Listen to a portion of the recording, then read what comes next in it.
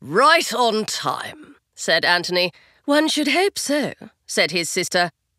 They took it as a good omen, though no more than they deserved. At 5:10, the rising sun's first rays caught the Friar's Heel monolith just as they were meant to. The famous stone glowed like a beacon, while all around was still undefined and misty grey. Then all of a sudden there was glorious light. You could see everything bright and clear, and the longest day of the year was upon them. Then it was time to take the train back to an overcast London. They'd travelled down the night before, snatched a few hours' sleep at the Rose and Crown in Salisbury, travelled the 9 miles by cab to Stonehenge, and each paid a shilling's entry. Anthony was not particularly superstitious, but he was now editor of the Modern Idler, a literary magazine, and needed to keep up with contemporary trends. He had observed an increasing preoccupation with all things occult and semi-occult in both readers and writers. Golden dawns, the sacred fires of the Druids, the leaping and dancing of the cloven-hooved great god Pan, and so forth, now seemed to interest the progressive world almost as much as the wilder shores of experimental sex. If a man was obliged to earn a living, and Anthony now had no other option, he should at least enter into the spirit of things and do it thoroughly. A chilly Stonehenge dawn and a cavorting assembly of chanting white-gowned druids, male and female and no telling which was which, would make a good editorial and was no real hardship. Anthony didn't particularly like going anywhere alone without an audience, so he'd asked his sister to come with him. It happened to be Diana's birthday. She was 28, surely a rather terrible milestone for an unmarried woman, and no one else he knew was prepared to get up so early. More importantly, he had a proposition to make to her. He put it off until they were on the train back to Waterloo during the course of a late Pullman car breakfast. He had porridge and cream, kippers and eggs, bacon and sausages. She had grapefruit segments and scrambled egg on toast. Even the coffee was good. "Diana," he said, "I must talk to you seriously." "I feared that was the case," she said.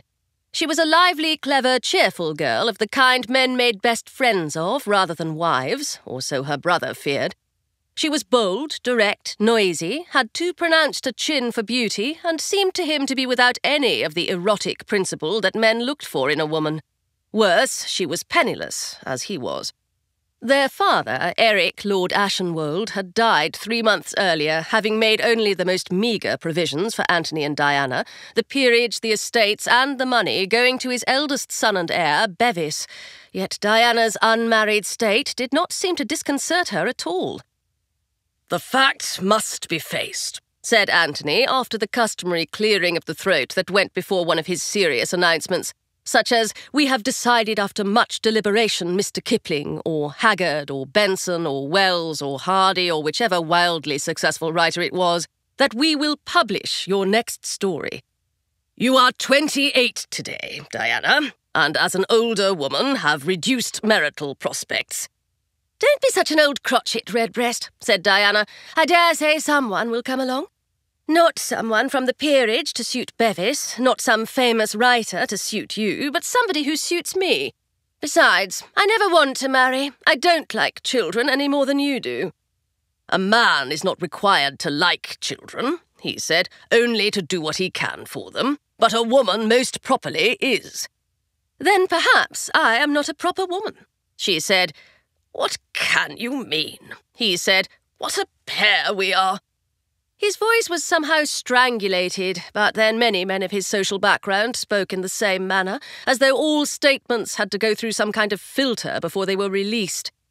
The Honourable Anthony Robin, a second son, was a tall man with an overhung brow and startlingly blue eyes. He had the commanding and kindly stoop of an old Etonian of the non-sporting kind, but was not, Diana had concluded long ago, necessarily kindly. She suspected he had invited her on this excursion, much as she was enjoying it, not out of altruism, but to forward some devious scheme of his own. She was right. "Your prospects being as they are," he went on, "you have no choice but to earn a living. You can work for me as my housekeeper.